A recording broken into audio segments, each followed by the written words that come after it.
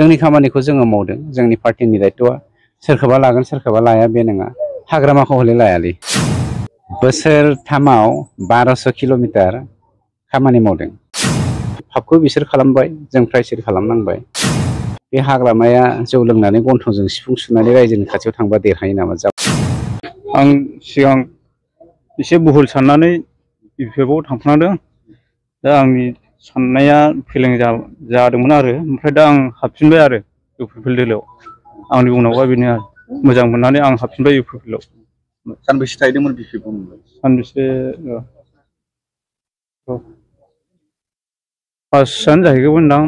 मास मोनसे। औ मास मोनसेयाव माबायदि मोन्दांथि मोनहैदोंमोन?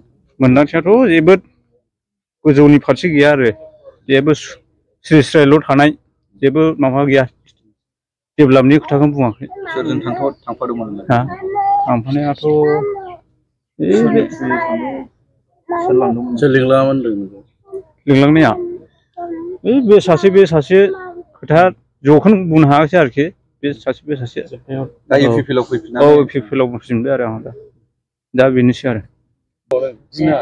आंलाय सिगाङावहाय जाया सरखार बेयाव थादोंमोन आरो ओमफ्राय सरखार बिपिएफआव थादोंमोन थारमाने?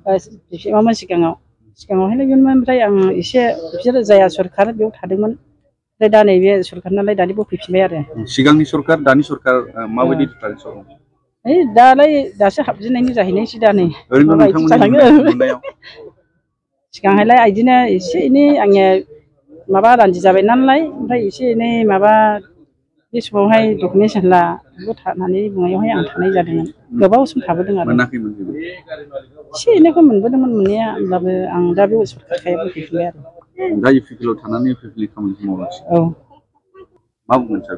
आंथ' लाथ'लासो नंबायमोन। थारमाने बुस्थुआ खाम्फाया गावनो खेबसेनो लाबोजोबखासिगोन नालाय। अब्लाबो खाम्फाजों फैफानो लुबैयो माखासे बिपिएफ दैदेनगिरि बा सोद्रोमाफोर दङ।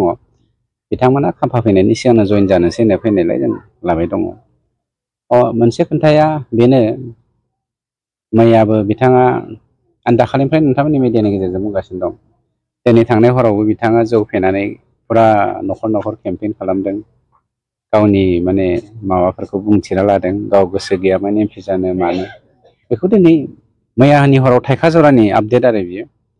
आरो माबायावबो मा होनोमोनलाय, गावनि समस्थियावबो माबायाव प्राइमारियावबो, गावनि न'नि प्राइमारियावबो बियो आस्राबारियावबो दाखालि बिदि खालामदों। रिपर्टआ जोंनाव फैबाय थाखायो। जेखियानो जायाथों जोंनि खामानिखौ जोङो मावदों। जोंनि पार्टिनि दायित्वआ सोरखौबा लागोन सोरखौबा लाया बे नङा। हाग्रामाखौ हले लायालै हाग्रामाखौ। हाग्रामा बिथाङानो सार प्रमद बर' सारखौ ओरैबायदि बुंदों जे प्रमद बर' सारा जानोल' गोरों, हिमन्तजों रायजादों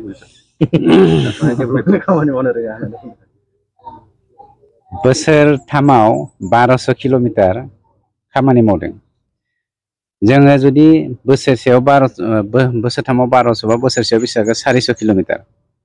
400 किल'मिटारबा 400 किल'मिटारखौ जों बायदि मावनायमोनब्ला 17 बोसोराव बेसेबां जागोन? 6800 किल'मिटार लामा जागौमोन। बे 6800 किल'मिटारखौ आगोलनो मावनायमोनबा जोंनि मानब गेदेर प्रमद बर' बिथांनि दैदेननाय इउपिपिएल दोलोआ दिनै लामाखौनो मावनो गोनांथि गैयामोन। मानोना लामानि जायगायाव जों दा गुबुन हारि दाखांनायनि खामानिखौ जों मावनो हागौमोन। जोंनि इयुन जोलैखौ जोङो गोजौ थाखोआव दैखांलांनायनि खामानि जों मावनो हागौमोन। सोलोंथाइ बिथिंखौथ' जोङो नाजाथाबनानै जों बहुद माने कम्पारेटिभलि गुबुन जिल्लाफोरनिख्रुइबो गुबुन काउन्सिलफोरनिख्रुइबो बहुत गोजौआव लाबोनो हाबाय। गतिके दायखौ बिसोरो मावबाय, प्रायसितखौ जों खालामनांबाय। फापखौ बिसोर खालामबाय, जों प्रायसित खालामनांबाय।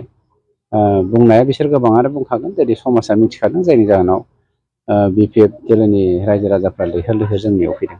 दा नोंथाङा हाग्रामा महिलारि बिथांजों बिसायख'थियाव चेलेन्ज खालामनो खाबु मोनोबा माबायदि चेलेन्ज खालामो? जाम्बा हाग्रामाया आंजों देरहालाबायो।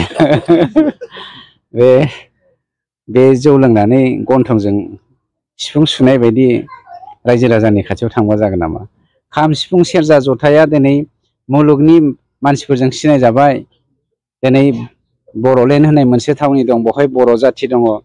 रिंगु दामसा बर'नि खाम सिफुं सेरजा जथाया दिनै मुलुगजों सिनायजाबाय।